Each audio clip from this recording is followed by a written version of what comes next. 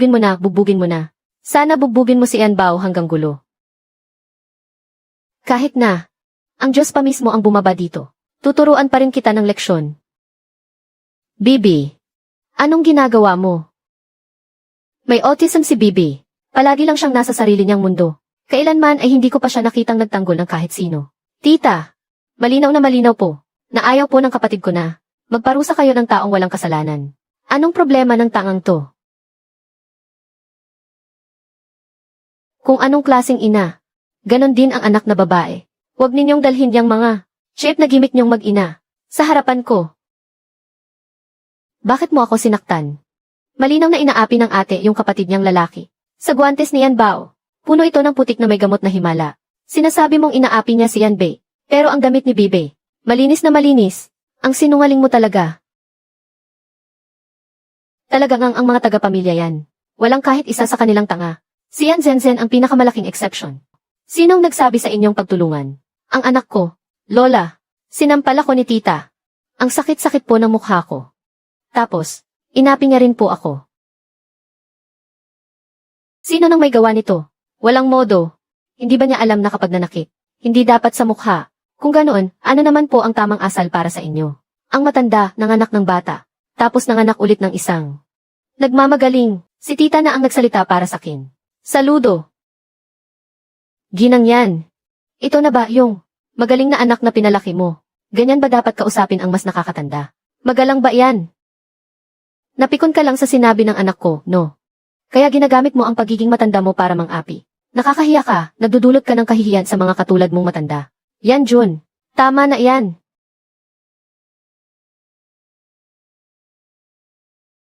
Ito si Bao, di ba? Ang cute mo naman. Ako ang lola ni Zenzen.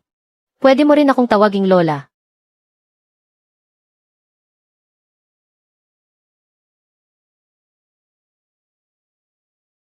Napaka-plastic na lola. Sabi niya cute daw ako. Pero sa totoo lang, gusto niya akong kurutin. Diring-diri si Bao. Aray ang balakang ko. Bao. Halika rito, apo, tingnan ka ni lola. Ikaw na bata ka. Paano mo nagawang itulak ang isang matanda? Masakit ba ang pisngi mo, baby? Namula na tuloy ang pisngi mo sa pagkakakurot. Naku, ang baby ko. Hayaan mo, hihipan ni lola. Yaya Liu.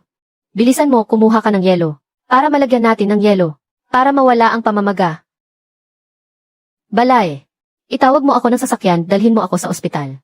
Tingin ko na bali ang balakang ko. Mapang-api talaga yung pamilyang yan. Isang pamilya ng mga plastik. O ano ngayon?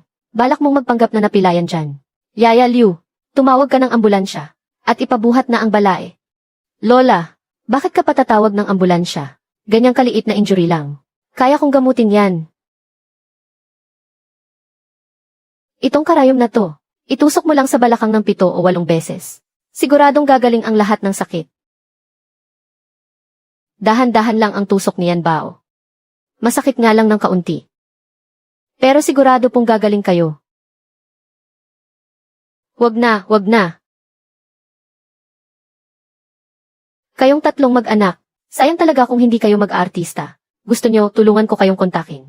Ang ilang mga production team ng short drama. Sa ugali ninyong yan kung gaganap kayong kontrabida. Parang di na kayo umaarte, totoong totoo. Yan Jun. Ang bibig mo ba ay mailason? Kung ayaw mo sa kanya, sabihin mo sa kapatid kong hiwalayan na siya. Mag-divorce na sila, para matahimik na tayong lahat. Kasi ikaw mismo, hiwalay ka na. Kaya gusto mong buong mundo, maghiwalay na rin. Ang mga babaeng tulad mong hiwalay sa asawa, at may anak pa, nakakatakot talaga ang pag-iisip nyo. Ang tita ko, kahit mag-isa lang siya, napakaganda ng buhay niya. Masamang lola. Kahit mainggit ka pa, hindi mo iyan makukuha. Tama ang sinabi ni Bao. Sino ba namang noong kabataan niya? Ang hindi nakakilala ng ilang gagong lalaki. Hindi nakakatakot ang paghihiwalay. Ang pagsasama na walang pagmamahal. Yun ang totoong nakakatakot. Nga pala, gumaling na ba ang autism ni Bibi? Narinig ko, ang tatay niya raw. Ay dahil din dyan. Kaya iniwan kayong mag-ina.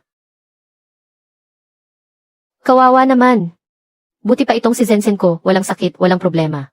Matalino at napaka-cute. Matandang hukluban. Matandang hukluban. Tita, kaya kong pagalingin ang sakit niya. Pagkaalis niyang masamang lola, papagalingin ko agad ang kapatid ko. Ang galing-galing talaga ng yan bao ko. Manang Liu, narinig mo ba? Ihatid mo na sila palabas. Balay. Dahil hindi naman pala ako welcome dito. Aalis na lang ako. Ma, ihahatid na kita. Hindi rin naman mananalo sa away. Bakit pa mananatili dito para mag-ingay? Ang talas naman ng dila mo. Parang kutsilyo. Sa susunod ulit. Kaming mga taga-pamilya yan. Ganito talaga kami. Kapag may atraso, binabawian agad. Lola, kung ganoon yung sampal sa akin, mababaliwala lang. Si Zenzen po, kayo ang nagpalaki mula pagkabata. Dapat niyo po akong ipaghiganti. Di gumanti ka. Basta kaya mong talunin ang tita mo.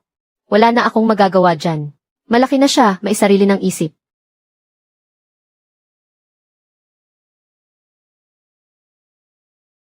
May gusto sana akong pag-usapan natin. Pwede niyo po bang ipahiram si Yan Bao?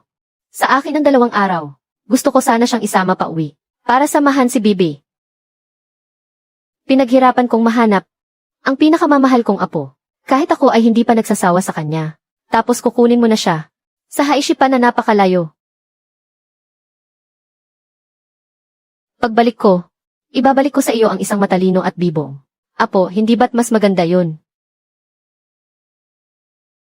Lola, gusto ko rin pong sumama kay ate. Sige, pero 3 araw lang. Hindi pwede. Pinakamatagal na ang 2 araw. Kapag nasa labas kayo, tandaan niyong gamitin ang phone watch niyo. Para tawagan si Lola. Mami, miss ko kayo. Bakit para ka pa ring bata? Pinagaling ni Yan Bao si Yan He. Yung lumpo. Ngayon, kung pagagalingin niya rin si Yan Bei. Yung tanga. Sa mga ari-arian ng pamilya yan sa hinaharap. Wala na kaming gaanong makukuhang mana ni Zenzen. Puro na lang ba pagkuha ng pera nila ang nasa isip mo? Ang pera ba nila ang gusto mong paghati-hatian? Ang tagal mo ng ginang yan. Ang pananaw mo. Bakit parang ang kitid-kitid na ng pag-iisip mo? Anong ibig mong sabihin? Kaysa maghintay tayo sa limos nila, mas mabuting agawin na lang natin. Bumalik na sa bansa si Senior Shen mo. Tinitira niya ngayon ang mga negosyo ng pamilya yan. Kapag bagsak na ang pamilya yan, bibilhin natin ang lahat sa murang halaga. Pagdating ng panahon, mapapasa atin na ang buong pamilya yan. Napakaganda niyan. Matagal ko nang gustong hiwalayan si Yanjing. Hindi mo alam, 8 taon na akong parang biyuda sa pamamahay ng mga yan. Yang si Yanjing ay parang isang monghe. Hindi niya ako ginagalaw. Kung hindi lang ako natatakot na mabuking. Gusto ko talagang painumin ulit ng gamot na himala si Yanjing. Huwag mo nang babanggitin pa yung tungkol sa pagpapainom ng gamot na himala noon. Kapag bagsak na ang pamilya yan, kahit anong gusto mong gawin sa kanila, malaya ka. Lalong-lalo na yang si Yan Bao. Nakakainis siyang tingnan. Itong mga nakaraang taon, palagi akong abala sa kumpanya. Kaya si Teacher Xia na ang laging kasama ni Bibi. Minsan, pakiramdam ko, mas maalaga pa si Teacher Xia kaysa sa akin. Si Teacher Xia. Siya ang shadow teacher ni Bibi. Pag uwi natin mamaya, makikita niyo na siya. Tita, ang galing-galing ni Bibi sa Rubik's Cube. Siguradong isa siyang math genius. Munting prinsesa ko. Dinala ka pala ng tita mo sa Haishi. Alam mo ba, namamimiss ka ng sobra ni Papa. Huwag po kayong mag-alala, Papa. Babalik din po kami ni Kuya pagkalipas ng ilang araw. O sige, kapag nagutom ka, tandaan mong kumain ha. Pag nauhaw, uminom ka ng tubig. Matulog ka sa tamang oras araw-araw. Dad, 8 taon na ako. Hindi na ako isang batang 3 taong gulang. Sa paningin ni Daddy, hindi ka tatanda. Baby ka pa rin. Ang kilalang cold-faced king ng Jing City, ang presidente ng Yan Corporation, ay sunod-sunuran pala sa anak niyang babae. Halika, Bibi. Huwag muna tayong maglaro ng Rubik's Cube. Mag-building blocks na lang tayo, ha? Sino ba yung babaeng iyan? Si Enbei, kahit sa akin hindi nakikinig. Pero sa kanya, nakikinig siya. Sige, bababa muna ako. Para ipagluto kayo. Anong gusto niyong kainin sa hapunan? Sabihin niyo lang sa akin. Kahit ano, okay lang sakin. Sundin na lang natin kung anong gusto ni Bibi.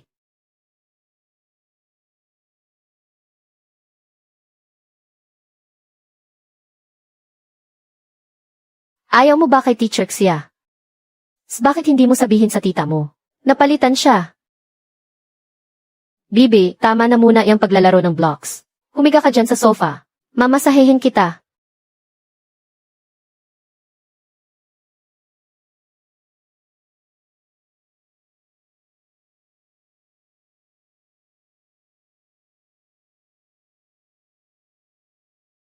Bibi, ano na naman yung drama mo? Ugaling senorito. Buwisit kang bata ka. Pinapahiya mo ako ng ganito. Hintayin mo lang umalis yung 2 paslit na yan. Lagot ka sa akin. Teacher Xia. Si Bibi ang munting senorito ng pamilya namin. Ang pagtatantrums niya ay normal lang, di ba? Teacher Xia. Puro gulay naman itong mga ulam. Si Bibi, sa bahay ng lola niya, gustong-gusto kumain ng karne. Dapat sana ay mas marami kang inihandang may karne. Isa po akong profesional na nutritionist. Sa edad ni Bibi, mas masustansya ang kumain ng maraming gulay. Mas mahal kaya ang karne kaysa sa gulay. Binilhan mo siya ng ganyang karaming karne. Paano pa ako kikita niyan?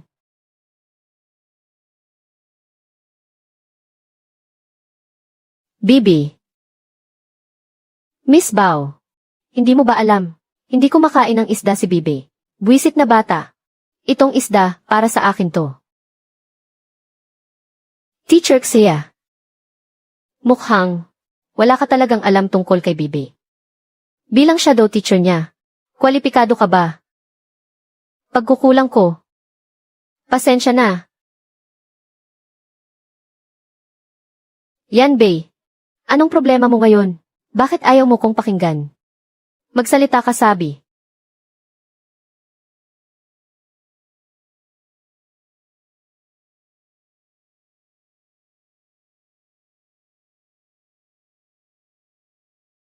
Teacher Xia, anong ginagawa mo? Tinuturuan ko si Bibi kung paano gumalang sa teacher niya. Tinuturuan ko siyang maging magalang sa pamamagitan ng pagtusok sa kanya ng karayom. Bakit hindi mo na lang sarili mo ang tusukin mo? Hoy, bata ka. Anong alam mo? Subukan mo pang magsalita. At pati ikaw tutusukin ko ngayon. Subukan mong galawin ang kapatid ko. Tingnan natin. Kayong 3 mga paslit. Kahit magsama-sama pa kayo, hindi ako takot. Lalo na may kasama kayong may sayad. Sis, ang laki ng katawan ng teacher na to. Sa tingin ko, tayong dalawa, hindi natin siya kaya. Huwag mong palakasin ang loob niya. At pahinain ang sa atin. Takot na, no. Ang nangyari ngayon, sa atin-atin na lang. At palalampasin ko na to. O, ano? Pwede na kayong lumabas. Tuturuan ko na ng leksyon si Yanbei. Asa ka. Isang maliit na balat ng prutas. Akala mo mapapatumba mo na ako. Mga paslit talaga. Tingnan mo ang gagawin ko sa'yo. Pest kang bata ka. Bitawan mo ako, ate. Araw-araw, may dala-dala kang simpleng-simple. Na cloth bag. Treasure chest too. Yung saging, panlinlang lang yun. Ang holen ang tunay kong sandata. Teacher Xia. Pagdating sa mga batang paslit, kulang ka pa sa karanasan. Lintik kang bata ka. Humanda ka sa akin. Ate, tulungan mo ko, bilis. Hindi ko na siya kayang pigilan, tumayo ka. Ate, tulungan mo ko. Hindi ko na kaya, umalis ka dyan. Bibi, bilisan mo, tulungan mo kami. Itigil mo na iyang paglalaro mo ng Rubik's Cube. Bilis, Bibi. Umalis ka, sabi. May naaamoy ka bang mabaho? May naamoy ako. Teacher Xia, paano mo nagagawang tumae kung saan-saan? Nataiyan dahil sa sobrang diin. Para sa isang guro ang bastos mo. Umalis na kayo dyan. Tumigil na kayo sa pagsasalita.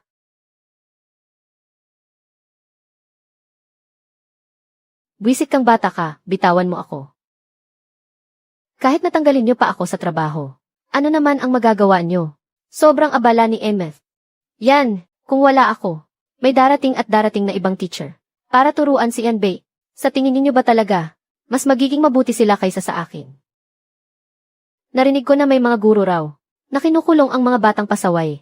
Sa isang madilim na silid, puno raw doon ang gumagapang, na mga daga, at mga higad.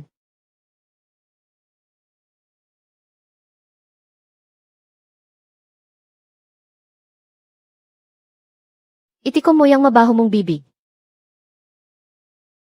Ang tita ko, pauwi na siya. Mainitin pa naman ang ulo noon. Humanda ka na kapag dumating siya.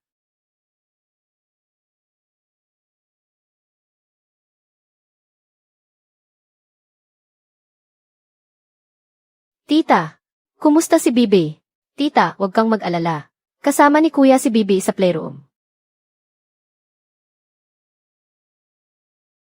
Hayop ka, wala kang utang na loob. Binibigyan kita ng sapat na pera. Yung mga bag mo at makeup. Lahat-lahat yan, binibigay ko sa'yo. Anong karapatan mong saktan ang anak ko? Ano bang nagawa kong masama sa'yo? Para pahirapan mo ng ganito ang anak ko.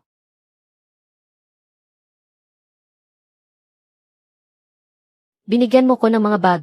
Binigyan mo ko ng makeup. Ano nang tingin mo sa akin, pulubi? Tapos buwan-buwan ang binibigay mo lang sa akin ay 100,000 pisong sahod. Ganon lang kaliit. Tapos aasahan mong maging mabait ako sa anak mo. Yung mga shadow teacher ng iba, binibigyan ng mamahaling kotse at mansyon. Ikaw, meron ka ba noon? Bahay. Sa totoo lang, naghanda ako para sa'yo. Kahit yung titulo ng bahay, hinanda ko na. Seryoso ka ba? Emma. Yan, nagkamali po ako, Ine. Yan, magiging mabait na po talaga ako kay Yanbe. Nakikiusap po ako sa inyo. Bigyan niyo pa po ako ng isang pagkakataon. Pagkakataon. Sige, bibigyan kita. Ano nang tingin mo sa akin, Santa? Ganyan-ganyanin mo lang ang anak ko. Tapos sa akto akong parang Santa. Para patawarin ka, bibigyan kita ng isang pagkakataon.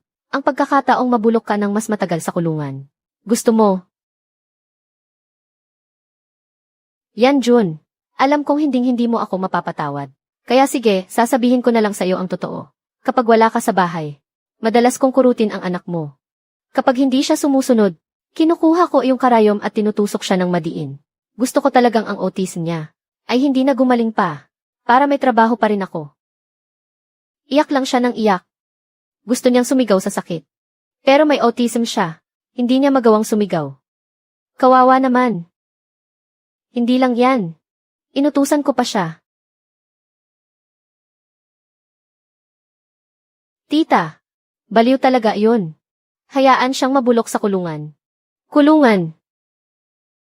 Masyadong magaan yan para sa kanya. Bodyguard. Basagin niyo ang bibig niya. Ipadala sa ibang bansa. Itapon sa dagat.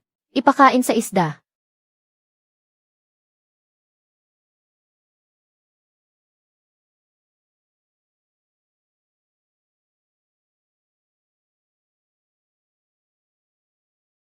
Ate, kuya, mama.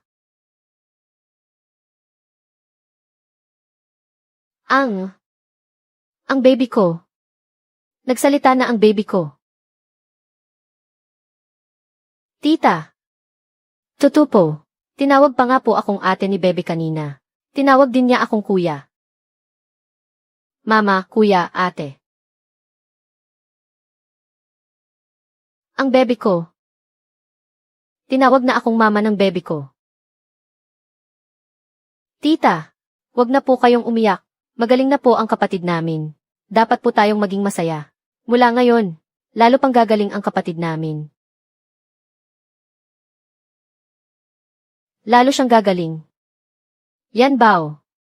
Mula nang dumating ka sa pamilyang yan, laging sinasabi sa akin ng lola mo, na ikaw raw ang pampaswerte ng pamilya nating yan. Noon, hindi pa ako naniniwala. Akala ko pamahiin lang yon ng lola mo. Pero ngayon, naniniwala na talaga ako. Yan bao. Mula nang dumating ka sa pamilyang yan, gumaling din ang insomnia ng lola mo. Nakatayo na rin ulit ang kuya mo. At ngayon, pati si Bebe ay magaling na. Ikaw na talaga ang ating munting pampaswerte ng pamilyang yan. Nagdala ng swerte sa pamilya yan. Ang galing-galing ng kapatid ko. Yan bao. Nagpasya akong bigyan kayo ng isang malaking regalo. Tita, anong malaking regalo po yan? Hindi ko pa pwedeng sabihin ngayon. Spoiler naman dyan. Ang sorpresa na to ay pwedeng maging isang malaking gulat.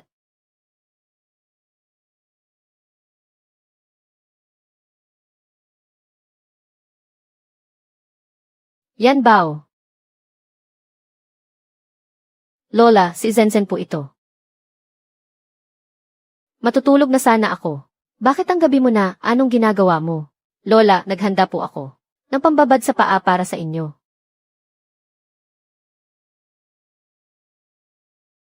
Ang mga paa ng matandang hukluban na to. Ang baho-baho at nakakadiri. Mamaya, siguradong, maghuhugas ako ng kamay ng paulit-ulit. Tapos kailangan ko pang mag-alkohol para ma-disinfect. Lola, masarap po ba sa pakiramdam? Dati po, hindi magaling magmasahe si Zenzen. Kaya ngayon po, nagpaturo ako kay Liuma. Ang thoughtful mo naman. Kung ganun, Lola, pwede niyo po ba akong bigyan ng dagdag? Gusto po kasing bumili ni Zenzen ng mga cute na dress. Hindi naman po kailangang malaki. Kahit dagdagan niyo lang po ng 200,000 kada buwan, sapat na po yon. Ang ate mo, nakagawa na ng. At buwan-buwan, binibigyan pa niya ako ng pera. Tapos ikaw, maglalakas loob ka pang humingi ng dagdag na allowance. Zenzen. Matuto ka nga sa ate mo. Kayo naman po talaga ang may paborito eh. Tunay ninyong apo na lumaki sa tabi nyo. Pero ngayon, mas mahal nyo pa si Yanbao. Akala ko pa naman nag-mature ka na. Hindi pala. Ganyan ka pa rin. Pag-isipan mo ngang mabuti ang mga ginawa mo.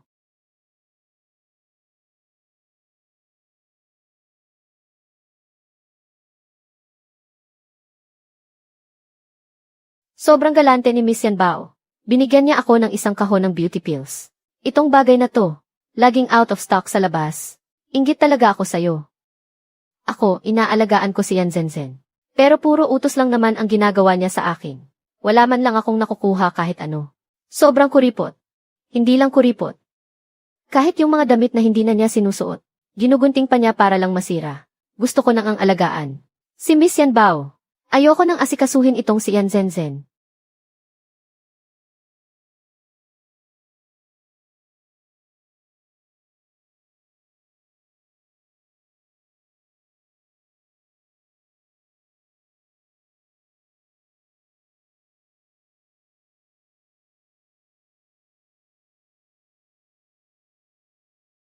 Zenzen, sino na namang umapi sa'yo? Hayaan mo, tuturuan siya ng leksyon ni Mama. Yanbao, Yanbao. Lahat na lang sila, si Yanbao ang gusto. Galit ako sa kanya. May inayos na si Mama.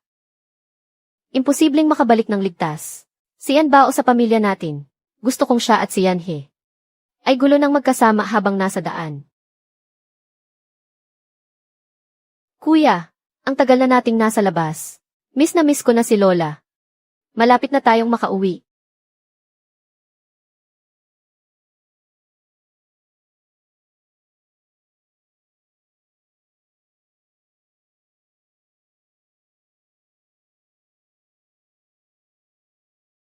Tita, record ko itong paraan ng pagmamasahe sa isang video at i-send ko sa phone mo. Sa susunod, pwede mong laging masahiin si Bibi sa bahay. Nang ganito, ito yung ginawa kong tableta para kay Bibi. Sinadya kong lagyan ng paboritong white peach flavor ni Bibi. Sige, salamat. Ek. Sa susunod na pumunta ka sa Jing City para makita ako, kailangan mas marami ka nang sabihin. Huwag puro ate, ate lang. Tandaan mo, ha? Sa susunod na magkita tayo, kapag nagsalita ka ng kahit isang salita pa lang, bibigyan kita ng regalo. Tita, para tuluyang gumaling si Bibi, ang pinaka-importante sa lahat ay ang pag-aalaga ng pamilya. Gaano man ka-importante ang pera, hindi nito matutumbasan ang pamilya. At saka, tita, sobrang yaman mo na. Maglaan ka naman ng oras, kahit kaunti lang para sa ating Bibi. Sige, makikinig ako sa'yo. Ikaw talagang bata ka, ang dami mong alam. Sobra-sobra na ang kinita mo. Para kay Bibi, hayaan mo siyang kumita para sa sarili niya paglaki niya. Isa siyang math genius. Second miss, may problema po. Nagka-problema po sa Giki Ampersand Center ng kumpanya. President yan. Pinapasundo ko na po kayo at ang yaong master pa uwi. Nakalapag na po ang helicopter sa labas. Hinihintay na po kayo. Itong kumpanya ng kapatid ko. Puro mga inutil yata ang mga tao. May problema na nga sa kumpanya, hindi pa mga eksperto ang hinanap, kundi isang batang 8 taong gulang. Seryoso ba kayo? Huwag niyo pong minamaliit si Yanbao. Siya po ang utak ng Iki Ampersand Center ng Yan Corporation. Lahat ng mga magagaling at elite sa kumpanya ay mga fanboy niya. Assistant song. Hindi kaya ito. Dahilan lang ng kapatid ko para mapabalik si Yanbao. Ang cheap na palusot naman. Hindi po talaga. Yung pinakabagong labas ng Shen Corporation. Yung Eli Smart Kitten nila. Kinopya ang design natin na hindi pa. Na ilalabas sa publiko. Mula nang ilabas nila ang kitten na iyon. Inagaw na nila ang ilan sa ating mga malalaking long-term client. Kung magpapatuloy po ito, ang Yan Corporation, baka maputol ang cash flow natin. Ganoon kalala. Kung ganoon pala ang sitwasyon, hindi ko na kayo pipigilan. Mamaya lang, susugod din ako pabalik ng Beijing. Para personal na iabot ang malaking regalo. Na para sa kanila. Pwede bang itigil mo na iyang paggaya mo? Sa mga napapanood mong drama series, lagi mo na lang kaming binibitin eh.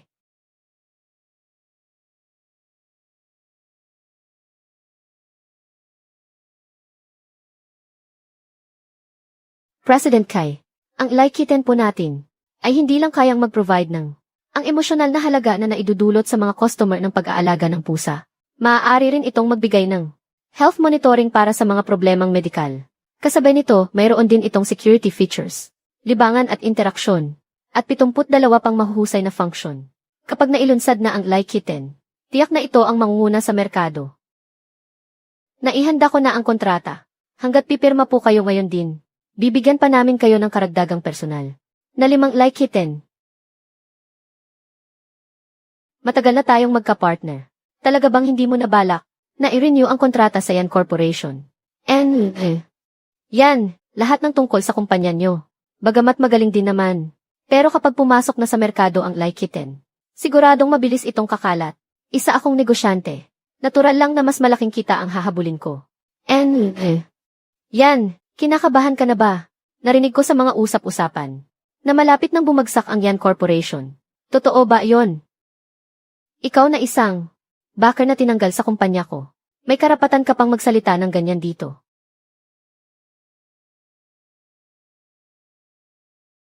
Tito K. Yan he, yan bao. Nakabalik na pala kayo. Saan galing ang mga batang to? Ang lakas ng loob na basta-basta na lang pumasok sa conference room. Guardia. Palabasin niyo sila. Huwag kang basto sa kapatid ko. Ki, huwag po kayong magkamali ng akala. Ito ang anak kong lalaki, si Yan He. At ang anak kong babae, si Yan Bao. Yan, ang gaganda't gwapo naman pala ng mga anak ninyo. Ang isa, bibo at cute. Ang isa naman, masayahin at gwapo. President Yan, ito ang conference room ng Kai. Hinayaan niyong pumasok ang anak niyo para manggulo. Ganyan ba magpalaki ng anak ang pamilyang yan? Tito Shen, hindi lang po ako anak ni Daddy. Ako rin po ang namumuno sa Research and Development Center ng Yan. Sa tingin niyo po, kwalipikado na ba akong tumayo rito? Ang pinuno ng 80% center ng Yan ay isang paslit na 8 taong gulang. President Yan, bagsak na ba ang kumpanya ng mga yan? Kahit pampasweldo sa isang matanda, hindi niyo na ba kaya? Tito Shen. Kaninang umaga po, hindi po ba kayo nagsipilyo? Ang baho po kasi ng hininga niyo. Anong pinagsasabi mo, bata ka? Kung ganun po, mahilig lang talaga si Tito Shen mamulot ng basura. Dahil mabaho ang basura. Kaya siguro, bumaho na rin kayo. Oras na magsalita ka pa ng kalokohan. Ipapatawag ko ang security, at ipapalabas ko kayong lahat. Daddy, wala naman po akong sinabing mali. Si Manager Liu, ay basura na itinapon na ng kumpanya natin. Pero si Tito Shen, kinuha niya at ni-recycle. Di ba po? Pamumulot yon ng basura. Tama. Yan bao. Itong pamilyang Shen, yumaman yan sa pamumulot ng basura. Kaya naman, ang mga bagay na ayaw na ng iba. Para sa kanila, isa iyong kayamanan. Ang baho nga. President Kai, pag-usapan na lang muna natin ang kontrata. Bibigyan ko kayo ng 10% na diskwento. Pero para sa ibang mga taong walang kinalaman, paalisin mo muna sila. President Yan, nasa conference room tayo. Kaya mas mabuti kung palabasin niyo muna ang dalawa niyong anak. Security, pakihatid ang anak na lalaki at babae niyan sa labas para kumain ng merienda. Security, pakihatid ang anak na lalaki at babae niyan sa labas para kumain ng merienda. Tabi. President Kai, ang laki naman ng eksena mo.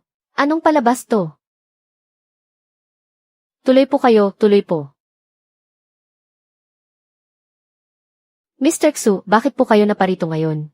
Hindi niyo man lang po sinabi na darating kayo. Sana po ay nasundo ko kayo. Sabi ng master ko, maging low-key lang daw ako. Mr. Xu, yung beauty pill po. Pwede niyo po ba akong bigyan ulit ng isa pang batch? Hindi na po mapakali ang anak at asawa ko. Araw-araw nila akong kinukulit na bumili. Pakiusap po, parang awan niyo na. Hindi pwede. Ginalit mo ang master ko. Sa listahan ng mga customer order namin para sa beauty pill. Na-blacklist ka na namin. Blacklist ako. Hindi niyo po ako pwedeng i-blacklist. Kung hindi, hindi na ako makakauwi sa bahay. Sino po ba ang master ninyo? Ito. Ang master ko. Si Yan Bao. Ano? Isang batang 8 taong gulang. Siya po ang amo ko. Nalate lang ako ng ilang minuto. Narinig ko agad na sinabi mo. Napaalisin ang amo ko. Ayaw mo raw makipag-partner sa kumpanya ng amo ko. Para i-renew ang kontrata. Nako, kapag hindi ako nakabili ng beauty pills, ang asawa at anak ko, pauwiin ako para lumuhod sa washing board. Hindi ko akalain na si Bosky, na kilalang astig sa mundo ng negosyo, ay sunod-sunuran din pala sa anak niya. Bosky, ang pag-uusapan natin ngayon ay ang kontrata para sa Rai Kitty. Yung mga ibang taong walang kinalaman dito, mas mabuting palabasin na muna sila. Yan Bao. Kahit na si Bosky ay hindi mag-renew ng kontrata sa atin ngayon. Sabihan mo pa rin si Mang Xu. Napadalhan sila ng ilang beauty pills. Natatakot talaga akong paluhurin siya sa washing board pag uwi niya. Opo, Papa. Ang bait niyo naman, Boss Yan. Xiao Xu, padalhan mo ngayon ang pamilya ni Uncle Qi ng isang kahon ng beauty pills. Sige po, Master. Aayusin ko na po agad.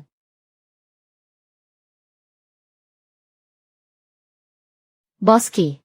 Kung gayon, aalis na po kami. Ay, Boss Yan. Nagpasya na ako. Mag-renew ako ng kontrata sa inyo. Bosky, kakapangako mo lang. Napipirma ka ng kontrata sa amin. Bakit ka biglang umaatras? Nasaan ang isang salita mo? Wala naman tayong 2 pinirmahang kontrata. Wala akong nilabag na kasunduan. Security.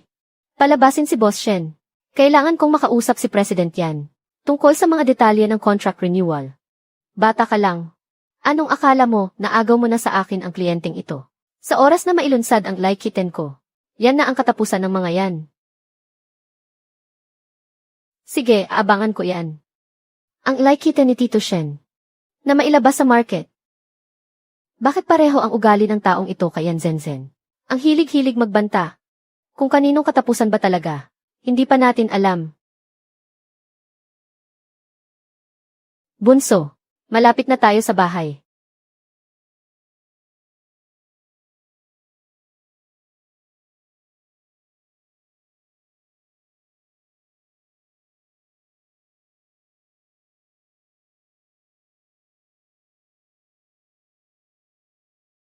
Dahil sa masamang panaginip na iyon, pinakiusapan ko si Papa na mag-assign ng mga bodyguard para samahan tayo.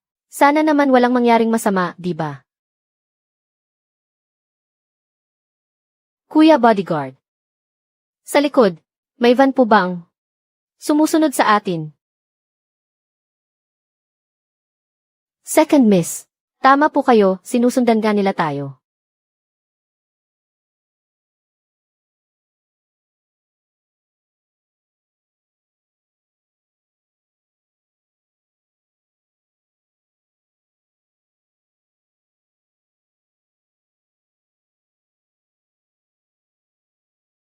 Buhay kayo. Tito bodyguard. Baba muna tayo. Hintayin nating bumangga siya, tapos huliin natin.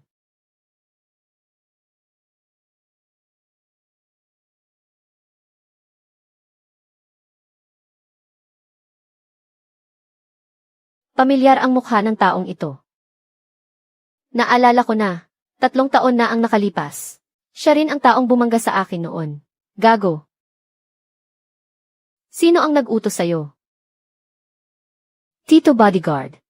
Gawan mo ng paraan para magsalita siya. Kahit anong gawin mo, basta paaminin mo siya.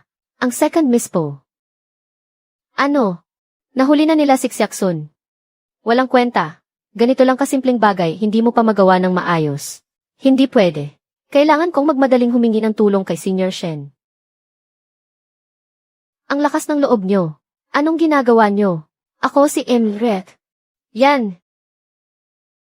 Bitawan nyo ako. Kahit hindi na ako maging dire. Yan, ang anak ko ay isa pa rin yan. Ang lehitimong tagapagmana. Ang lakas ng loob ninyong. Bastusin ang ina ng tagapagmana ng pamilya yan. Mananagot kayo sa akin. Bitaw.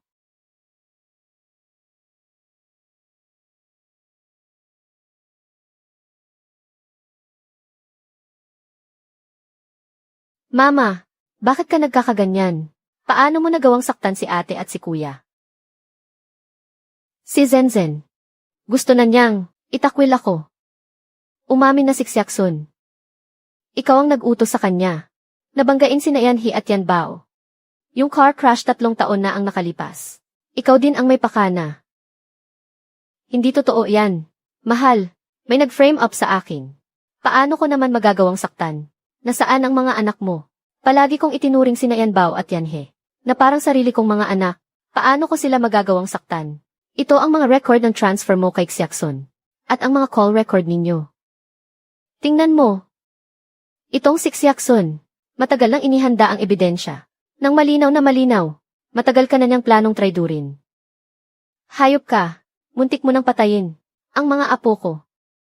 Kapag may nangyaring masama sa kanila, kahit gulo ka pa ng 10,000 beses, hindi pa rin iyon sapat na kabayaran. Sisiguraduhin kong ang buong pamilya mong Lu ang magbabayad para sa kanila. Mahal. Alam kong nagkamali ako. Pero inosente si Zenzen. Hindi niyo naman siguro hahayaang magkaroon si Zenzen sa hinaharap ng isang nanay na galing sa kulungan, di ba? Kahit anong mangyari, anak mo pa rin si Zenzen. Kapag ang bagay na ito ay kumalat, ano na lang ang magiging buhay ni Zenzen?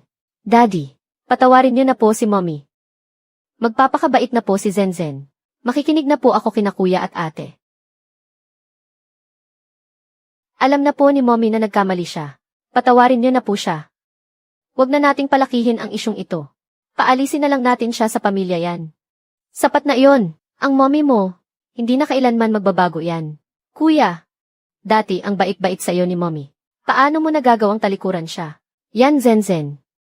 Huwag mo kaming ay guilt trip ni kuya. Ang bait mo sa kanya. Kaya naman ang binti niya, binangga mo hanggang sa malumpo. May tama ka ba sa ulo? Para maniwala sa mga kasinungalingan mo. Yan Zenzen. Ang aalis sa bahay na ito. Hindi lang ang nanay mo, kundi pati ikaw. Tita. Hindi naman ako nahuli, di ba? Yan Bao, yan Hi. May dala ako para sa inyong dalawa. Na malaking pasabog. Tita, bilis, sabihin niyo na. Anong malaking regalo? Naku po. At ko. Nakakagulat to pero at the same time.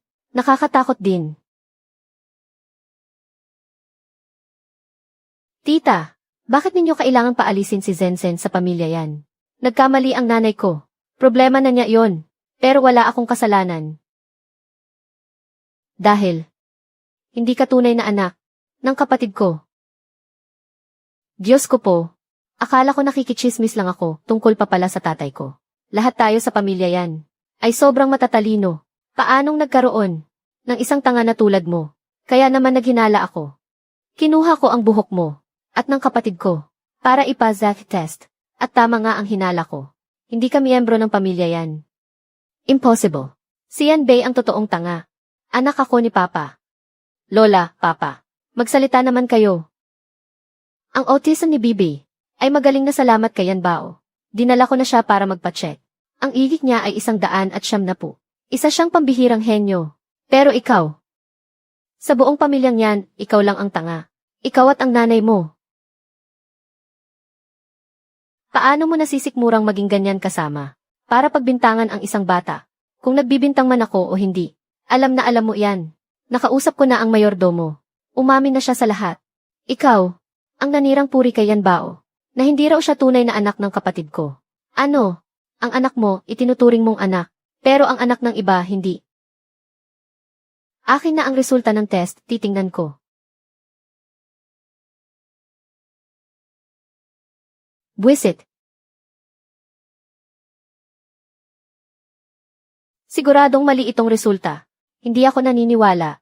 Alam ko nang iyan ang sasabihin mo.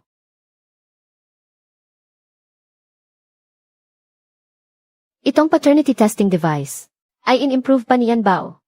Lumalabas ang resulta sa loob lang ng 1 minuto. Ang galing mo naman, tita. Bukod sa dala-dala mo palagi ang titulo ng lupa, pati paternity testing device, bit-bit mo rin. Lang naipasok sa kwarto niya. Nakakahiya ka talaga sa ating mga babae.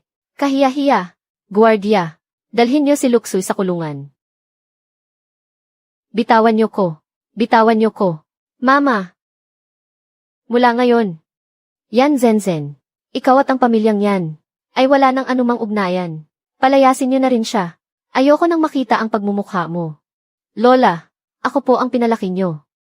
Dahil lang ba hindi tayo magkadugo? Basta-basta niyo na lang akong itatapon. Kung hindi lang dahil sa ako ang nagpalaki sa'yo. Matagal ko na kayong mag-ina na ipinakain sa isda sa ibang bansa. Papa, wag mo kong paalisin, pwede ba? Nagmamakaawa po ako sa inyo.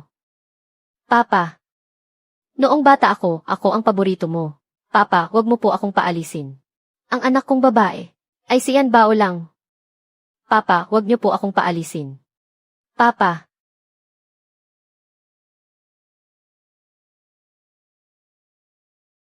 Yan Bao, Yan He. Naihatid na ni tita ang malaking regalo niya.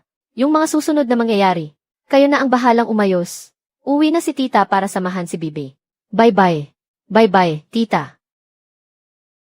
Ang tita ko talaga ang pinakamagaling sa lahat.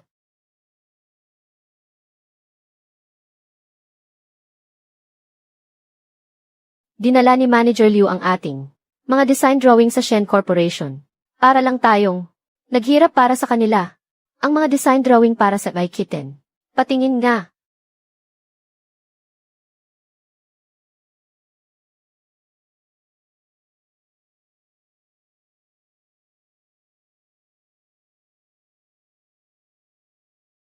Talagang may potential itong maging hit.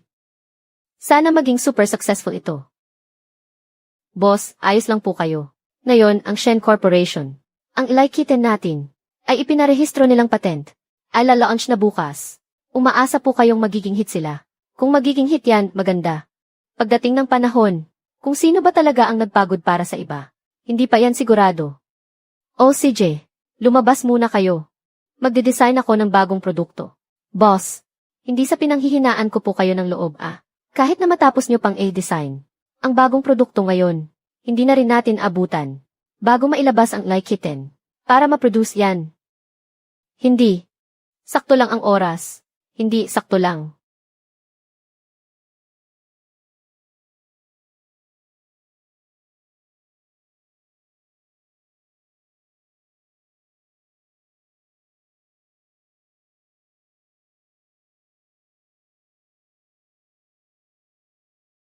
Ang bilis ng oras, no? Ang bilis dumilim.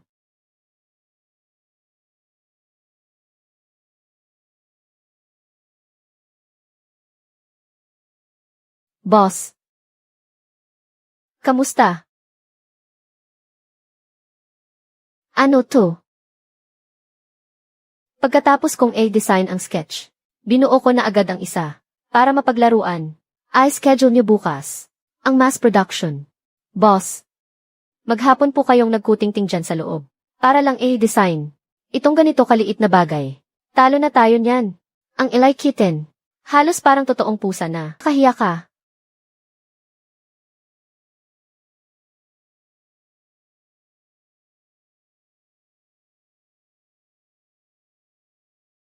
Mula ngayon, tulungan mo na akong alagaan si Zenzen.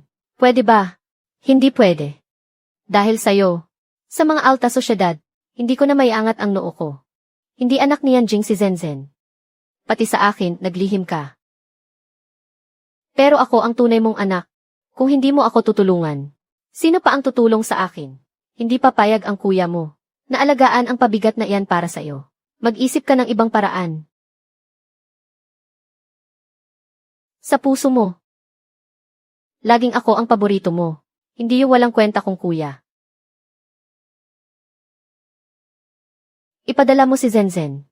Kay Shen Mochi. Anak namin siya ni Zenzen.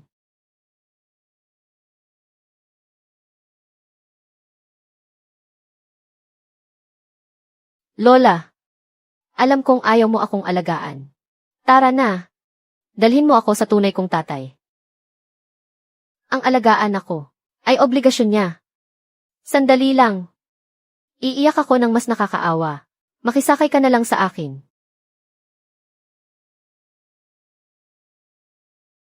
Daddy. So, ang tunay ko palang ama ay ganito kagwapo. Tita, ano po ang ibig sabihin nito? Mochi. Si Zenzen ay anak ninyo ni Xuer. Dinala ko na sayo si Zenzen. Huwag mo sanang pabayaan si Zenzen. Daddy, ikaw na lang po ang meron ako. Hindi niyo rin po ako iiwan, di ba? Magpapakabait po ako at magiging masunurin. Si Xuer at Zenzen, laging inaapi sa pamilya yan. Si Xuer, nakulong. At si Zenzen naman pinalayas. Ganon pala. Wala namang binatbat yang pamilya yan. Kapag na-launch na ang Laikat ko. Sa hinaharap dito sa Jing City, wala nang magiging say ang pamilya yan. Daddy. Malapit na bang malugi ang pamilya yan? Si Yan Bao, magiging pulubi na rin ba siya? Kahit iwan mo pa ang pamilya yan, ikaw pa rin ang itinuturing na prinsesa ng Jing City. Kailangan nating hintayin na malugi ang pamilya yan. Sina Yan Bao at Yan He, ang kahahantungan nilang dalawa ay ang pagiging pulubi sa lansangan. Kapag nangyari yon, talagang pagbabayarin ko silang dalawa.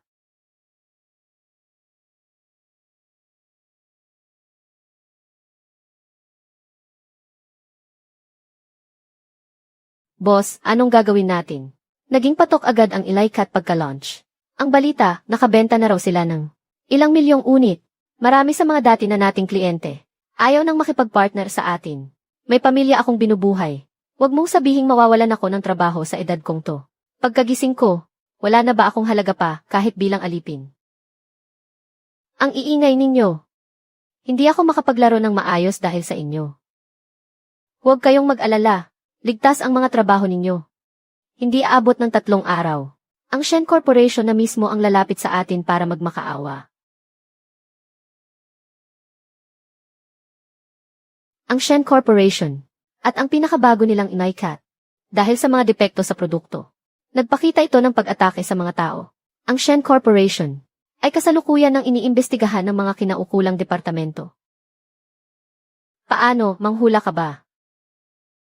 Noon, nakita ko ang design blueprint ng My Kitty at napansin ko na may system vulnerability itong pusa. Hindi ko akalain na atake pala ito sa mga tao. Buti na lang wala pang nasasaktan sa ngayon. Ngayong palpak na ang My Kitty, yung maramihan nating ginawang plugins. May bibili pa kaya? Ikalat ang balita.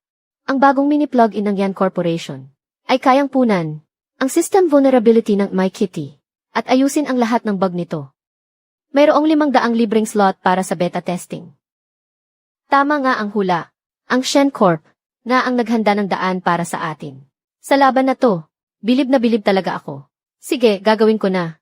Salamat, boss. Ang trabaho kong parang kalabaw. Sa wakas, ligtas na. Shen, wala ka sa kumpanya mo. Para ayusin ang gulo mo. Tapos pupunta ka rito sa kumpanya ko.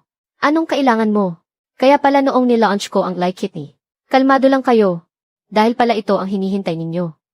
So, Tito Shen, napunta ka ba rito para makiusap sa amin? Naibenta sa'yo ang plug-in namin. Sabihin mo na ang presyo. Gusto ko ang sa Like Kitty na 10 beses na tubo. Gusto ko ang Like Kitten. 10 beses na tubo. Ang anak mo, malaki ang hangad. Malaki ba? Sa tingin ko, ang sa pamilya natin. Ang hiling ni Yan Bao ay makatuwiran lang. Tito Shen, ang design model ng My Kitten ay orihinal na pagmamay-ari ng kumpanya namin. Noon, pansamantala lang naming ipinagamit ng libre kay Tito Shen para masubukan. Ngayon, oras na para ibalik ito sa amin. Nang may tubo pa. Ang galing talaga ng Yan Bao ko. Kahit nakaharap niya ang isang veterano sa negosyo, hindi siya nagpapahuli. Pumapayag ako. 10 beses na tubo. Sapat na yon para mabangkarote ang mga Shen. Bakit naman siya pumayag ng ganun kadali? Bata, mag-usap tayong dalawa lang.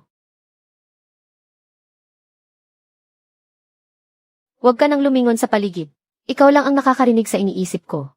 Sabihin mo sa daddy mo na umalis muna sila. Mag-usap tayong dalawa lang. Anong nangyayari? Narinig ko, ang iniisip ni Shen Mochi. Ikaw at si Assistant Song, lumabas muna kayo at may asikasuhin.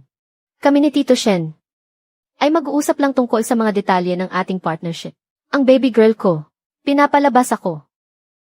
Durog ang puso ko. Huwag mong sabihing si Bao, ayaw na sa akin bilang daddy niya.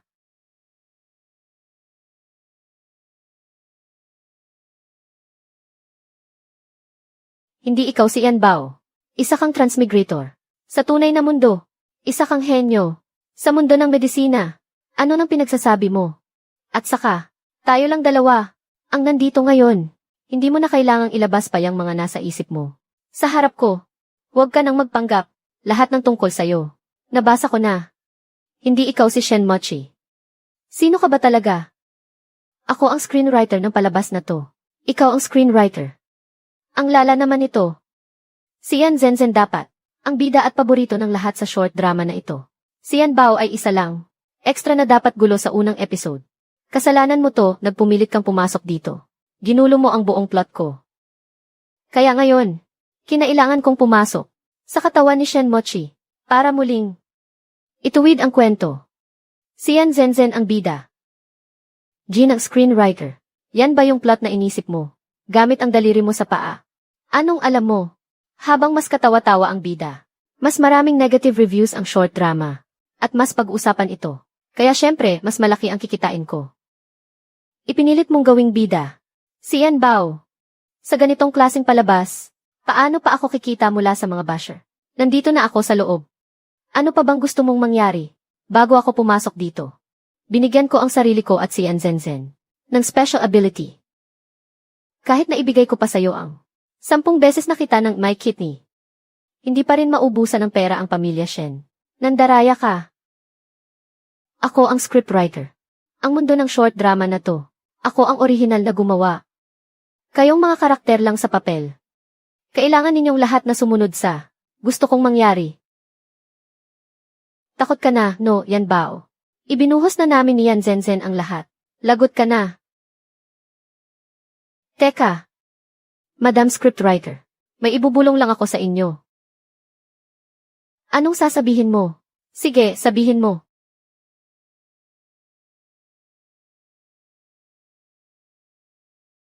Madam Scriptwriter, akala ko pa naman kung gaano ka kagaling nang makapasok ka sa drama na to. Isa ka lang din palang mortal. Takot ka rin pala sa sakit, no? Buwisit kang bata ka. Bumaba ka sa ibabaw ko. Ayoko nga. Shen Mochi, inaapi mo ba si Yan Bao? Yan Bao, sabihin mo kay Papa, inapi ka ba niya kanina? Huwag kang matakot, ipagtatanggol ka ni Papa. President yan. Sa sinabi mong yan, hindi ka ba kinokonsensya? Idilat mo ang mga mata mo at tingnan mong mabuti, kung sino ba talaga ang nang-aapi kanino. Ang laki mong tao, huwag mong sabihing si Yan Bao ay kayang mang-api sa'yo. Kung alam ko lang na si Yan Bao ang nagpapahirap sa kanya, o para lang pabagsakin ako. Ang mukha ng isang fictional character. Hindi na ba mukha yon? Titingnan ko lang. Itong nakalalasong beauty pill na to.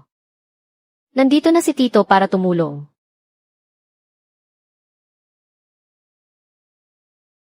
Yang beauty pills ninyo. Sinira ang mukha ng asawa ko. Ibalik ang pera. Anong beauty pills? Panira yan ng mukha, hindi pampaganda. Mga tito, mga tita. Naiintindihan ko po ang nararamdaman ninyo. Pero kumalma po muna kayo. Nag-imbita ako ng mga photographer at reporter. Ngayong araw, nandito ako. Para linisin ang pangalan ng Xus Pharmacy.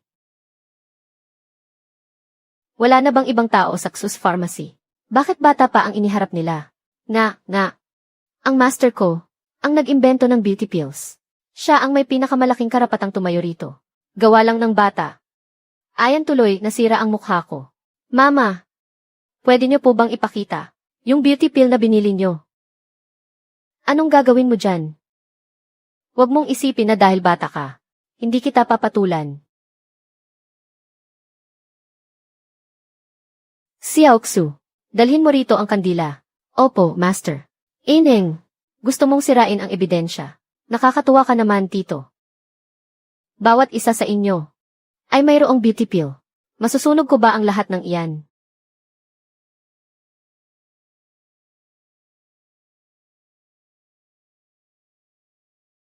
Ngayon, tingnan ninyong lahat. May pagbabago ba sa beauty pill na ito? Huwag ka nang magpaligoy-ligoy pa. Ibalik niyo ang pera. Xiaoxu, dalhin mo rito ang sarili nating beauty pill.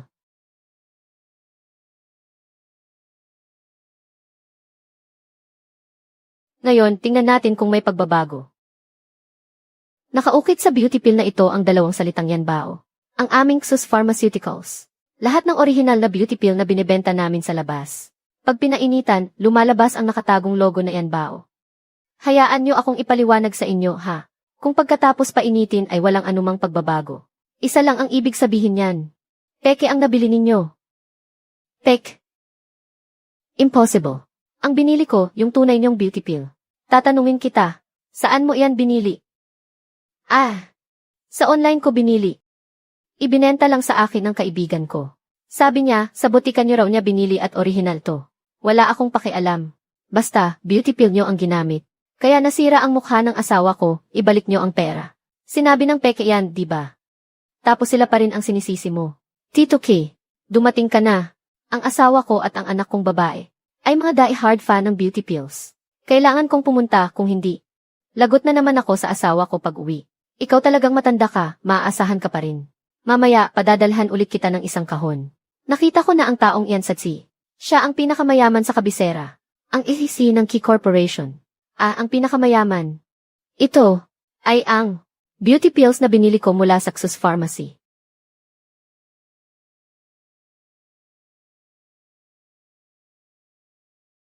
Ito ang totoong beauty pill. Gustong-gusto ng anak at asawa ko. Teka, sunugin mo nga itong beauty pill ko. Binili ko to sa Xus Apothecary.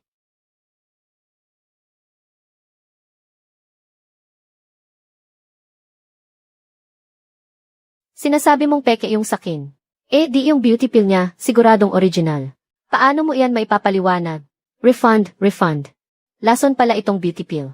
Refund, teka, hindi. Nagkakamali kayo. Ginamit ng asawa ko. Yung tableta na galing sa Xus Apothecary.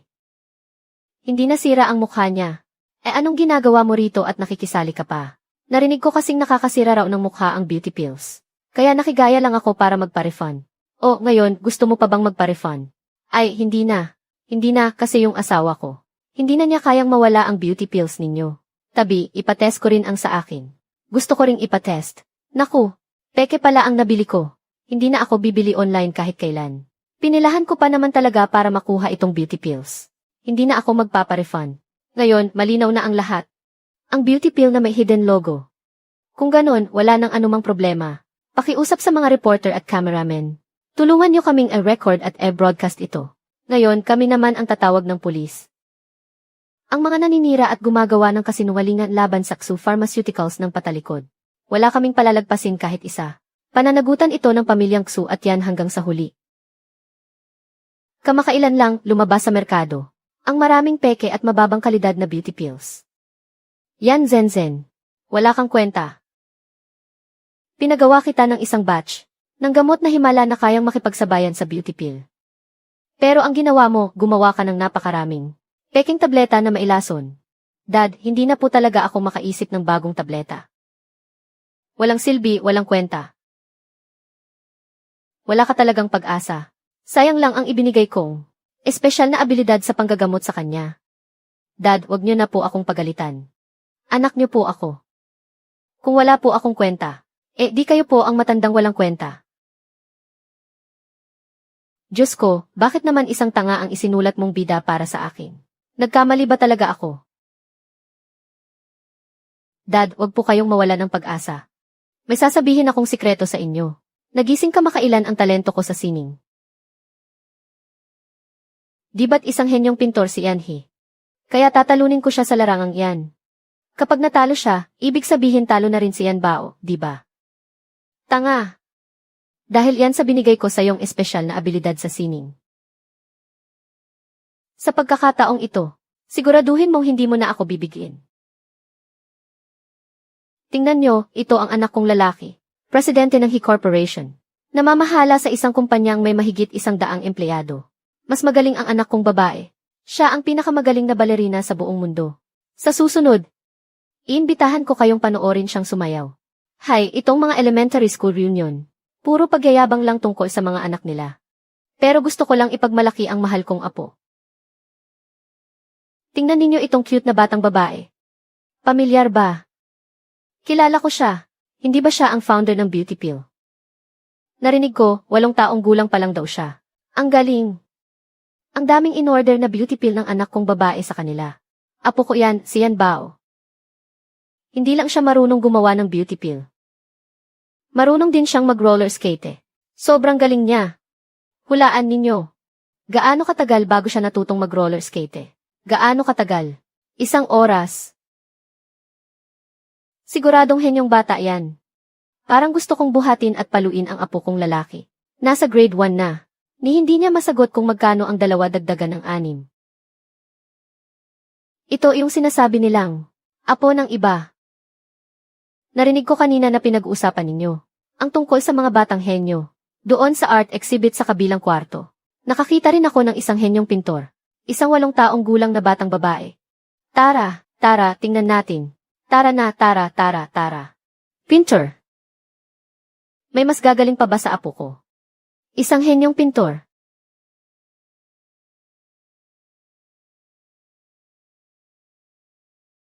Napakadetalyado ng pagkakapinta nito. Punong-puno ng buhay. Isang batang 8 taong gulang na nakagawa ng ganitong obra. Talagang henyo na maituturing. Itong mga painting parang estilo ni Hier. Hindi pwede. Kailangan kong tawagan sina Yan Bao at Yan He para pumunta dito. Para tingnan kung anong nangyayari. Miss Zenzen, napansin po namin na ang inyong estilo sa pagpinta ay kamukhang-kamukha ng sa henyong pintor na si Hian.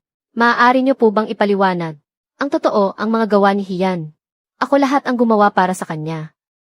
Tinatakot niya ako dati. Kapag daw nagsumbong ako tungkol dito, bubugbugin niya raw ako hanggang gulo. Sinungaling ka. Kung ganon, bakit ngayon ka lang nagkalakas ng loob? Nailantad sa publiko ang bagay na to. Dati kasi nakikitira lang ako sa kanila. Kaya wala akong choice kundi sumunod sa kanila. Ngayon, nahanap ko na ang tunay kong ama. Siya ang nag-udyok sa akin. Nakailangan kong ilantad ang kasamaan ni Hian. Hindi ko akalain na ganyan pala kasama ang ugali ni Hian. Basura talaga si Hian. Hindi totoo yan. Nagsisinungaling siya. Pagpipinta ito ng apo ko. Si Yan Zenzen, wala yang talento sa pagpipinta. Matandang ginang, itong painting sa pader. Si Miss Zenzen mismo ang gumawa niyan dito mismo sa lugar na ito. Paanong makakagawa niyan ang isang taong walang talento? Lola, sa tingin ko, kayo po ang nagsasalita ng kung ano-ano. Lola, kahit hindi niyo ako tunay na apo. Tinawag ko pa rin kayong Lola sa loob ng maraming taon. Paano niyo nagagawang kampihan si Kuya? At baliktarin ang tama sa mali. Lola yan ni Hian. Ang lola ng basura, basura rin. Palabasin yan sa exhibit. Totoo nga, hindi nawawala ang masasamang tao. Tumatanda lang sila. Ang ganitong klaseng matanda, hindi na kailangang respetuhin. Palabasin sila. Lola, ayos ka lang po ba? Lola, inumin niyo po muna itong gamot na himala sa puso.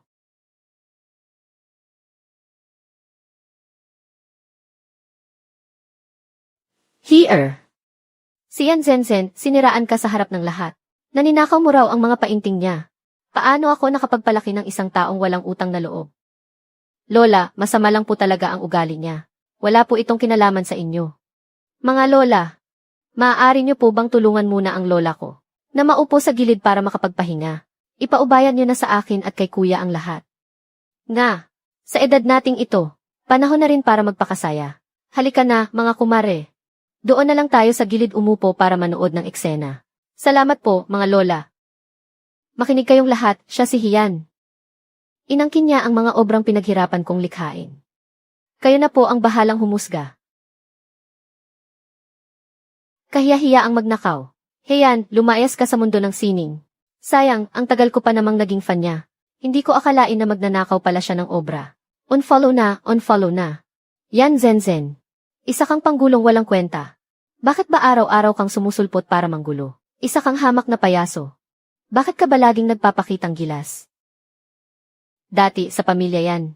Ganyan silang magkapatid kung magkampihan. Para apihin ako. Laging kampi sa kanila si Lola. Kailanman, hindi niya ako ipinagtanggol. Lumayas kayo. Huwag ninyong apihin si Miss Zenzen. Yan Zenzen. Sinasabi mong ninakaw ko ang obra mo. May ebidensya ka ba? Hahamonin kita ngayon din.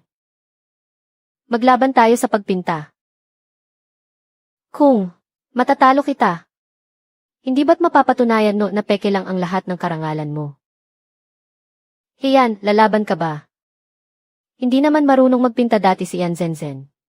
Siguradong binigyan na naman siya ng scriptwriter ng special power. Matatalo kaya ni Kuya ang plot armor ng bida? Kuya, lalaban ka ba? Lumaban ka, Kuya, ipaglaban mo ang dangal mo. O ano? Hiyan, duwag ka ba? Kung ganoon, aminin mo ng talo ka. Aminin mong isa kang magnanakaw ng obra. Sige, laban kung laban, akala mo takot ako. Simulan na ang laban. Live painting. 1 oras. Nagbayad si Papa ng malaki para imbitahan ang ilang. Mga sikat na artist para tingnan ang gawa ko. Para sa edad ko. Ang makagawa ng ganitong obra ay maituturing ng isang henyo. Yan he, humanda ka ng matalo sa akin.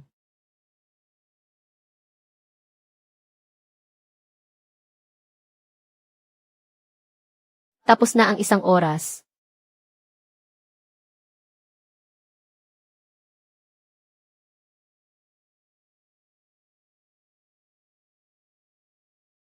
Halos magkapantay lang ang dalawang obra. Ang nakapagtataka, kahit magkatulad ang estilo nila, halata pa rin gawa ng magkaibang tao. Hindi naman kami mga profesional.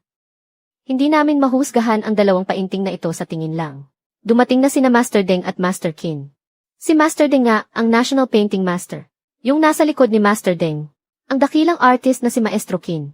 Araw-araw ko siyang nakikita sa phone ko. Bakit sila napunta dito? Dalawang maestro. Siguradong naakit sila sa kasikatan ko. Baka nakita nila ang mga gawa ko. Baka kunin pa nila ako bilang disipulo. Mga maestro, pakitingnan po muna. Ang aking obra. Mga maestro, pakitingnan po muna. Ang aking obra.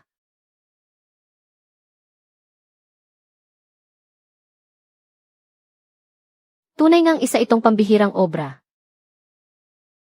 Ang bata ay 8 taong gulang pa lang. Na makagawa ng ganitong pinta dito mismo. Isa siyang batang may talento. Mga maestro, wala pa po akong guro. Maaari niyo po ba akong kunin bilang disipulo? Ang tatay ko po ang presidente ng Shen Group. Tinitiyak kong hindi niya kayo pababayaan, mga maestro. Mga tito, pakitingnan niyo rin po ang gawa ng kuya ko.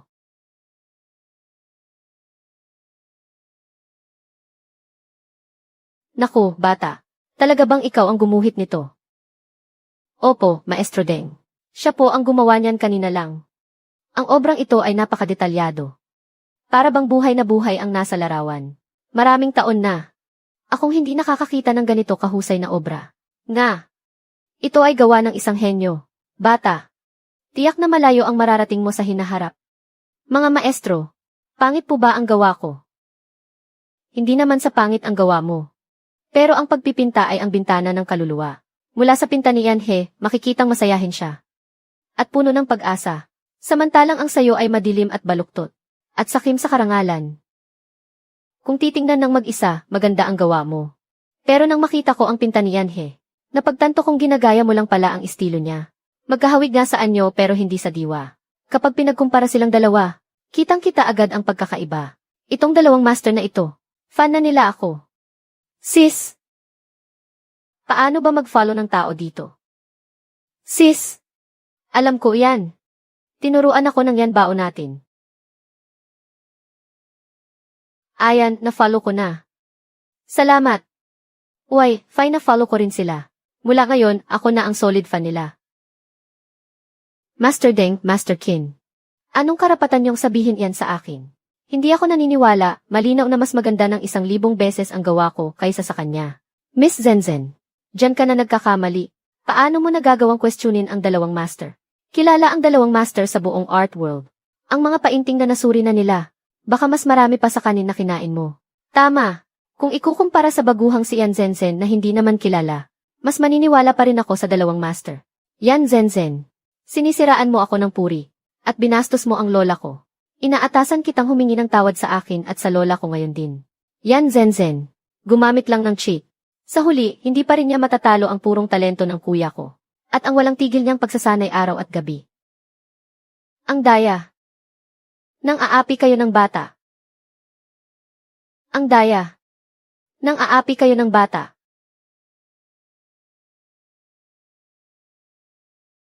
Ano bang balak gawin ng batang babaeng to? Yan Zenzen. Nakalimutan mo na ba? 3 taon lang ang tanda sa'yo ng kuya ko. Bata pa rin siya. Humingi ka ng tawad sa kuya ko at kay lola ngayon din. Yan Zenzen, humingi ka ng tawad. Sino daw yung tatay niya ulit? Ang mga batang ganyan dapat talaga sinusundo ng magulang. At turuan ng leksyon. Parang ang sabi, Shen Group daw. Hindi marunong magpalaki ng anak ang Shen Group. Bad review, hindi na ako bibili ng produkto nila. A-block. Tumahimik kayo, wag na kayong magsalita. Nagsosorry na ako. Kuya yan sorry. Lola yan, sorry po. Pwede na akong umalis ngayon, di ba? Hindi. Tinapakan at sinira mo ang bagong obra ng kuya ko. Ang painting na ito ay nagkakahalaga ng 10 milyon sa merkado. Magbayad ka. At isa pa, nag-imbento ka ng kasinungalingan tungkol sa kuya ko. Sinira mo ang reputasyon niya. Magbayad ka. At para sa emotional distress ng lola ko. Kailangan mo ring bayaran iyon. Kung gusto ninyo ng pera, hanapin ninyo ang tatay ko. Ipadadala ng abogado ang bill sa Shen Group mamayang hapon. Tandaan mo, sabihan mo ang tatay mo na magbayad ka agad. Okay, uwian na. Tara na, 2 maestro. Maraming salamat sa pagpunta ninyo ngayon. Para ipagtanggol ang aming si Yanhe. Hindi ko talaga alam kung paano kayo pasasalamatan. Huwag na po kayong mag-abal, Madam Yan. Nabalitaan ko lang po kasi ngayon, na nandito raw ang founder ng Mian Pills. Kaya sinadya ko talagang pumunta rito. Ako naman, nabalitaan ko na ang expert na gumawa ng Like Kitten plugin. Ay nandito raw. Kaya sinadya kong pumunta para makita kung sino siya. 2 maestro. Iisang tao lang po ang tinutukoy ninyo. Ang kapatid naming babae. Siya rin ang pinakamamahal kong apo. Pag-uwi ko nito, kailangan kong madaliin ang anak kong lalaki na magkaroon na sila ng pangalawang anak. Kailangan talaga nila akong bigyan ng apong babae. Kung ganoon, sasabihan ko rin ang anak kong babae na magsikap. Hindi ko akalain na ang founder ng beauty pill na to ay isang batang 8 taong gulang pala. Yan Bao. Kailangan mo pa ba ng mentor? Hoy, old kin. Ang kapal talaga ng mukha mo. Mas magaling pa siya sa'yo. Gusto mo lang siyang maging mentor para makalamang, no? Mga tito, pasensya na po, pero hindi ko na po talaga kailangan ng mentor.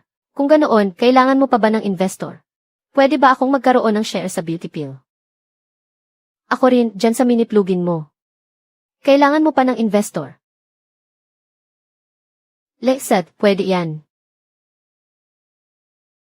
Mga lola, bibigyan ko po kayo ng tig-1 box ng beauty pill. Bilang munting regalo. Naku, nakakahiya naman. Matalik po kayong kaibigan ng lola ko.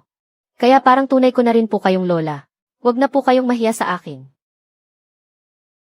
Amiga, ang apo mong lalaki, isang henyong pintor. At itong apo mo namang babae, isang child prodigy. Talagang napakaswerte mo. May apo rin ako sa anak kong babae, no? Isang math genius na may gihig na 200. 199 ang bihi niya, ay round off mo, 200 na rin yon. Mga lola, daan lang po kayo sa bahay namin kapag may oras kayo. Para samahan si lola na magsaa at magkwentuhan. CJ. Mga tito, may maliit na regalo rin po ako. Lahat po ng bisita ay mayroon. Aba, hindi ko tatanggihan yan. Si Old Su kasi, napakadamot. Hindi man lang ako binigyan ng pagkakataong magpa-reserve ng mga bagong stock. Sa susunod na may ganitong pagkakataon, babalik talaga ako. President Shen, ito ang singil na ipinadala ng legal department ng Yan Group. Hinihiling nila na bayaran sila ni Miss Zenzen ng danyos. Kung hindi, sa korte na lang daw tayo magkita.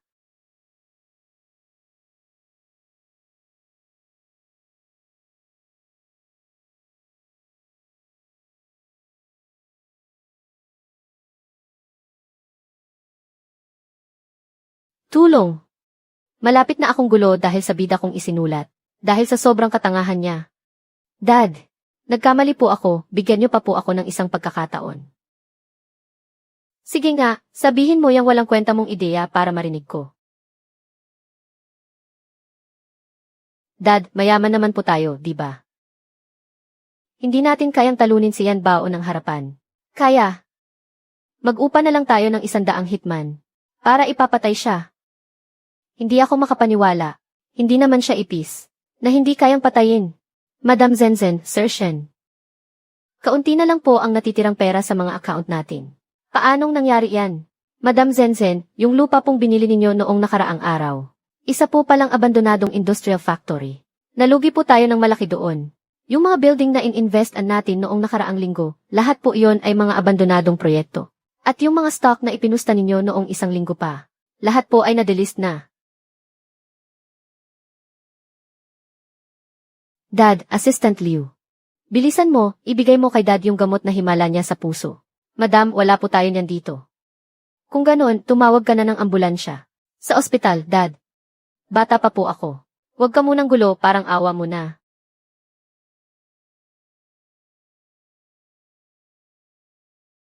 Bakit kayo nandito? Anong ginagawa ninyo rito? Umalis kayo ngayon din. Huwag ninyo akong istorbohin sa pagpapagaling ko. Shen, nalaman na po namin na ang mga peking beauty pill na ibinebenta sa merkado ay galing lahat sa Shen Group ninyo. Ang mga customer na nasira ang mukha dahil sa mga laso ninyong tableta ay papunta na ngayon dito sa ospital. Si Yan Zenzen ang may gawa ng lahat ng yan. Wala akong kinalaman dyan. Tito Shen, nagkamali po kayo. Paano nyo isisisi ang lahat sa isang bata? Bodyguard. Kalag ka rin siya. Dalhin sa kulungan. Anong ginagawa nyo? Paano nyo isisisi ang lahat sa isang bata? Mga bodyguard. Kalag ka rin nyo yan. Ipakulong. Anong ginagawa nyo?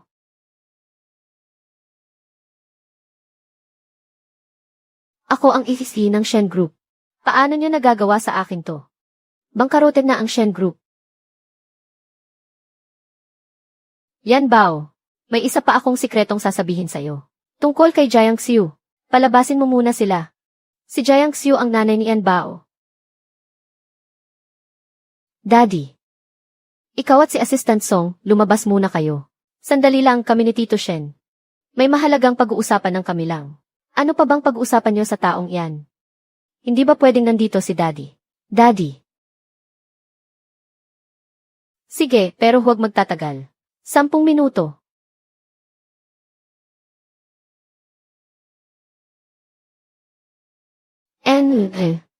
Screenwriter. Wala na sila. Pwede mo nang sabihin. Yung mga tinatagong detalye tungkol kay Jiang Xiu. Sasabihin ko sa iyong lahat. Pangako mo sa akin na hindi mo ako ipakukulong. Ikaw ang screenwriter. Bangkarotin na ang Shen Group. At si Yan Zenzen ay tuluyan na ring nasira. Bakit? Hindi ka pa bumabalik sa totoong mundo mo. Akala mo ba ayoko? Yung Yan Zenzen na iyon. Hindi naging bida na paborito ng lahat. Kaya hindi ako makabalik. Kung ganon, galingan mo. Hihintayin kong talunin mo ko. Yung Yan Zenzen na iyon. Wala siyang kwenta. Suko na ako. Huwag mo lang akong ipakulong. Gusto ko na lang mamuhay ng mapayapa. Habang nandito ka sa mundo ng short drama na to. Ano ba talaga ang hidden plot mo? Sa script ko, hindi ko sinulat na pumanaw ang nanay ni Yan Bao. Nagpanggap lang siyang pumanaw. Nakakulong siya sa ibang bansa. Ang plano ko ay pababalikin ko siya sa bansa. Para ipaghiganti ang pumanaw na si Yan Bao. At kalabanin ang bida na si Yan Zenzen. At sa huli, ipapahiya siya ng husto ni Yan Zenzen. Galing talaga ng isang short drama scriptwriter. Grabe, ang gulo ng plot. Ang haba na ng damo sa puntod ng nanay ni Yan Bao. Tapos peke lang pala ang pagkamatay. Nasaan ngayon si Jiang Xiu? Puntahan mo siya sa address na to. At maililigtas mo siya. Hindi mo naman ako niloloko, di ba? Ano bang tingin mo sa akin? Ako kaya ang head scriptwriter ng drama na to. Bakit naman kita lolokohin? Yan Bao, maghintay ka lang. Kapag nakalaya na ako, mayroon akong 1,000 paraan para patayin ka. Sige, pagkakatiwalaan kita ngayon. Mga gwardiya, hulihin niyo siya. Anong sabi mo? Bakit niyo pa ako hulihin? Anong ginagawa mo? Ang pinangako ko lang sa'yo ay hindi kita ipapakulong. Dad, nababaliw na si Tito Shen. Mas bagay siyang dalhin sa mental hospital. Yan bao, nilinlang mo ko. Huwag niyo kong hawakan. Ako ang dakilang scriptwriter dito. Kayong mga karakter lang sa papel. Sa short drama ko, wala kayong halaga para lang kayong mga langgam. Kinakausap ko kayo. Hindi niyo ba ako naririnig? Mag-ingat kayo, baka isulat kong gulo kayong lahat. Yan bao, sabihin mo na sa kanila. Isa akong screenwriter. Pakawalan niyo ako. Ayokong pumunta sa mental hospital. Isa akong screenwriter. Iligtas mo ako. Pre, screenwriter ako. Kapag iniligtas mo ako, pwede kitang isulat bilang pinakamayaman sa Jing City. Iligtas mo lang ako, yayaman ka. Direktor din kaya ako. Saan nanggaling ang baliw na to, alis na. Si Yan Bao, di ba nalugi lang siya? Bakit siya naging ganito kabaliw? Di ba gusto mong makita ang mama mo? Ang totoo, hindi siya pumanaw. Sundin mo lang ang nakasulat sa papel na to para mahanap mo siya. Totoo ba ang sinasabi mo? Special Assistant Song, i-book mo na ang pinakamalapit na flight. Private plane, lumipad na ngayon.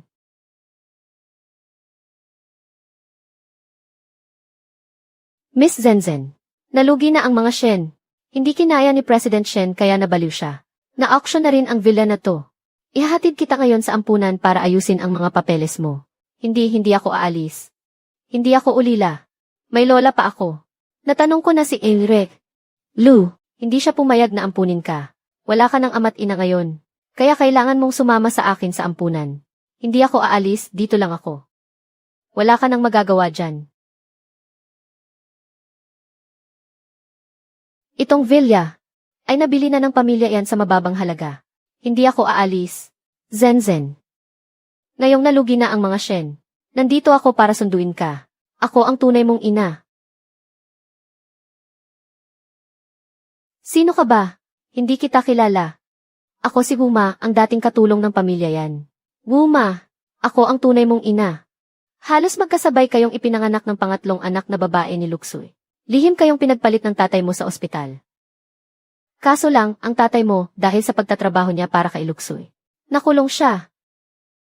Ang ibig mong sabihin, ang tatay ko ay ang katiwala. Zenzen, anak ka namin. Ang totoong pangatlong senorita. Matapos namin siyang ipagpalit, ipinadala namin sa ampunan. May plot twist pa pala sa puntong to. Mahal na mahal talaga ng scriptwriter si Yan Zenzen, no? Pinilit talagang bigyan siya ng 3 patong na katauhan. Kaya pala kahit si Lola hindi alam, na allergic si Yan Zenzen sa pollen. Pero alam na alam ng katiwala. Isa akong senorita ng Jing City. Hindi ako anak ng isang yaya at katiwala. Ikaw na bata ka. Bakit ka pinalaki ng pamilyang yan na maging gahaman at materyalosa? Kailangan kitang iuwi para turuan ng leksyon. Wuma, hindi kasalanan ng pamilyang yan. Bitawan niyo ko. Hindi ako anak ng yaya. Narinig ko uwi raw si Hipag ngayon. Kaya isinama ko ang mga bata para makisaya. O, sige na, maglaro na kayo. Hanapin niyo sina kuya at ate ninyo. Bibi, ate, miss na miss kita. Bibi, si ate mo lang ba ang na-miss mo? Hindi mo ba na-miss si kuya? Ek, nasaan ang regalo ko? Siyempre, hinanda ko na para sa'yo.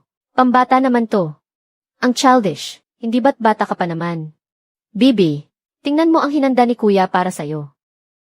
Yehe, ang galing ni kuya. Paborito kong mag-solve ng math problems.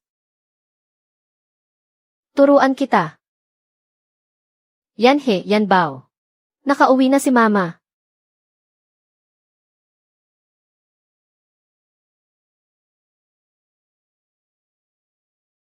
Yan he, yan bao. Bumalik na si mama. Ang mama ni Yan Bao at ang mama ko sa tunay na buhay ay magkamukhang magkamukha. Mama, miss na kita. Anak, bukas na ang birthday mo. Ano ang hiling mo? Sana humaba pa ang buhay ni mama. Mali, dapat mabuhay si mama ng 1,000 taon. Kung ganon, di magiging matandang engkantada na si mama. Kahit maging matandang engkantada pa si mama, siya pa rin ang pinakamagandang engkantada. Ang anak ko talaga.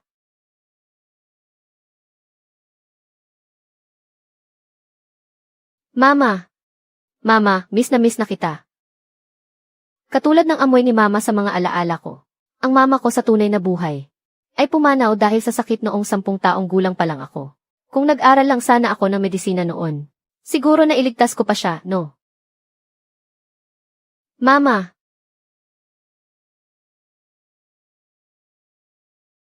Ayan, kumpleto na tayong lahat. Tara, kunan tayo ng family picture. Aray, nasisiksik ako. Gusto ko ring tumabi kay ate. O, ayos na ang upo ng lahat. Tingin sa kamera, ngiti ha. Sabay-sabay tayong sumigaw ng cheese. Cheese! Isa pa. Cheese! Sana'y maging malusog at humaba ang buhay ni Lola. Sina Papa at Mama, nawa'y laging payapa. Sana maging maayos ang lahat para kay tita. At sina Kuya at Bunso, sana sila ang maging pinakapugi sa buong bansa. Hoy, scriptwriter. Ngayong ako na si Ann Bao. Kailangan kong panindigan ang manindigang buhay. Siguradong magugustuhan to ng mga manonood, no?